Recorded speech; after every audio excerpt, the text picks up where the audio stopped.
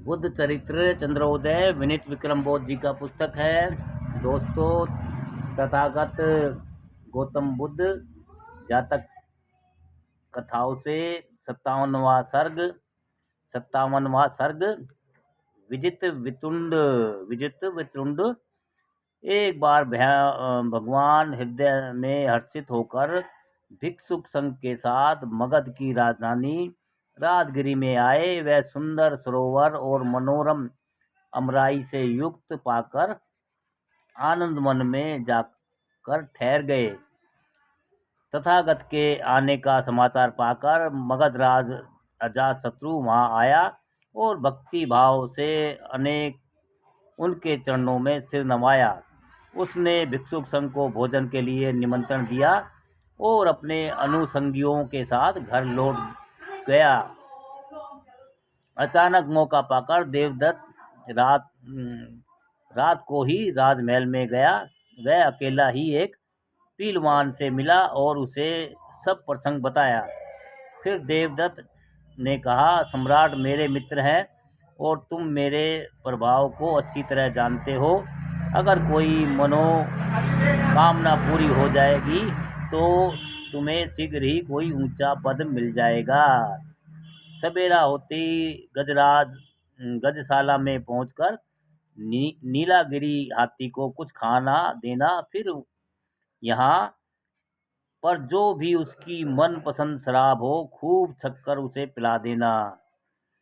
कल निमंत्रण खाने के लिए वे सब राजमहल में आएंगे। जब वह राज सदन के पास पहुंचे तभी तुम अपना काम करना भूला मत देना।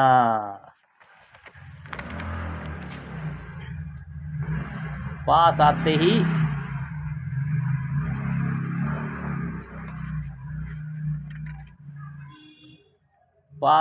ही तुम उस प्रचंड नालागिरी हाथी को उन पर छोड़ देना। आगे का सब काम गजराज स्वयं ही संभाल लेगा।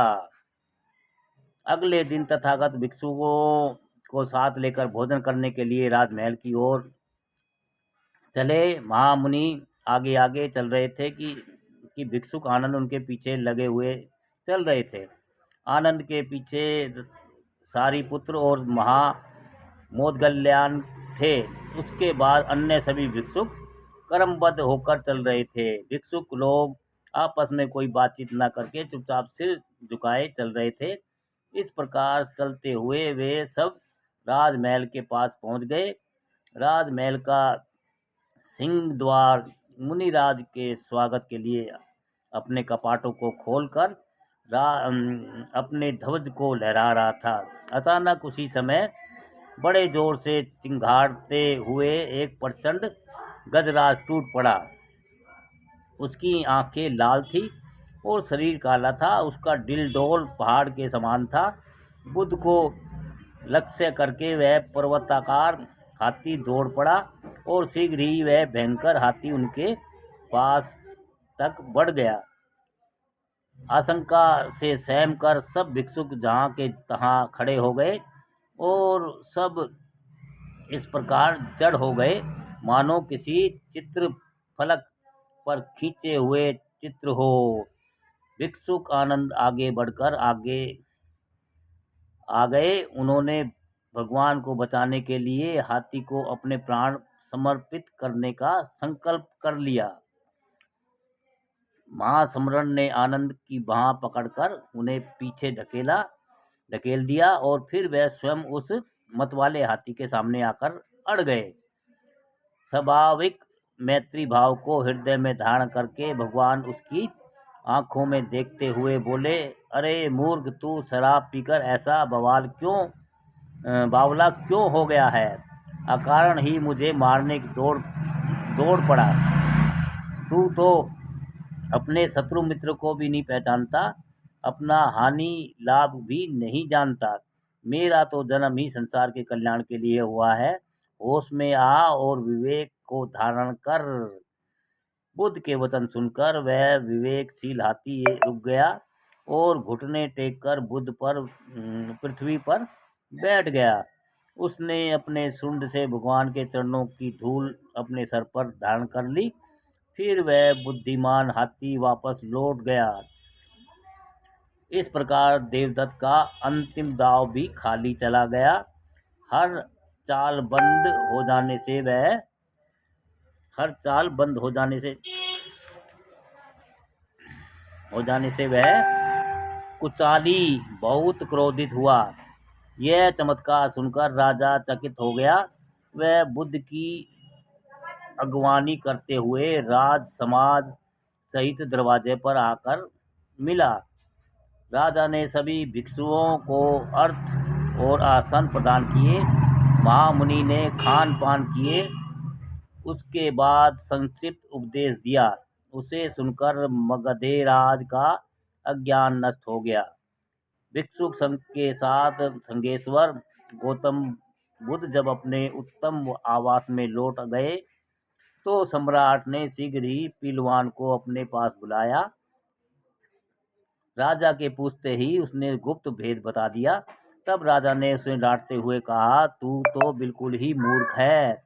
अगर वह कह दे तो तू इतना मंद बुद्धि है कि शायद मेरे ऊपर ही हाथी चढ़ा दे। तब राजा ने दंड व्यवस्था की और उसे पहलवान के ऊंट पाल बना दिया।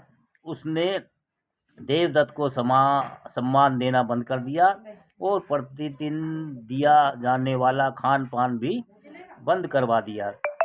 तब विवश होकर उसने भिक्षाटन का सहारा लिया, पर उसमें भी कुछ कठिनाई पड़ गई। उसकी भयंकर करतूत को सब जान गए थे, इसलिए नगर के स्त्री पुरुष उस पर क्रुद्ध हो गए थे। जिसे जानते थे कि देवदत्त का अनुयायी है, उसे नगर के लोग लुगाई भिक्षा भी नहीं देते थे। यह देखकर उसके अनुगामी बहुत क्रुद्ध हुए और उसे छोड़कर बुद्ध की शरण में वापस लौट आए। तब भी लगभग 100 ऐसे भिक्षुक वहां बच गए जो उसके सच्चे सहचर और सहायक थे। अब इस लंबी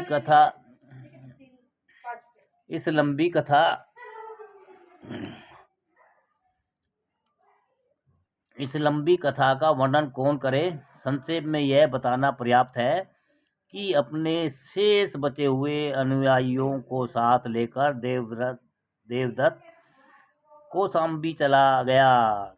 कौशाम्बी के लोग उनके आने से बहुत ही उन दुष्कर्मियों की भयंकर करतूत कौशाम्बी के लोग उनके आने से पहले ही उन दुष्कर्मियों के भयंकर करतूत जान चुके थे। इसलिए जब वे नगर में गए तो उन्हें खान पान और सम्मान कुछ भी नहीं मिला। उल्टे उनको बड़ा अपमान हुआ। उनकी दुर्गति का समाचार जानकर संकट को हरण करने वाले गौतम बुद्ध ने सारिपुत्र को भेजा और विनीत विक्रम कहते हैं कि सारिपुत्र के मनाने से वे अविवेकी मान गए और सही मार्ग पाकर फिर बुद्ध की शरण में आ गए।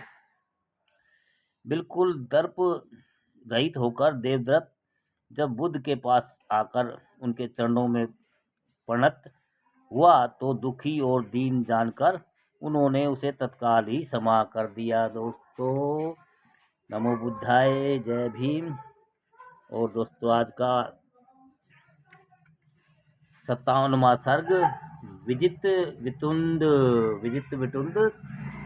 बुद्ध चरित्र विनीत विक्रम बौद्ध जी का पुस्तक है। सभी को नमो बुद्धाय, जय भीम दोस्तों।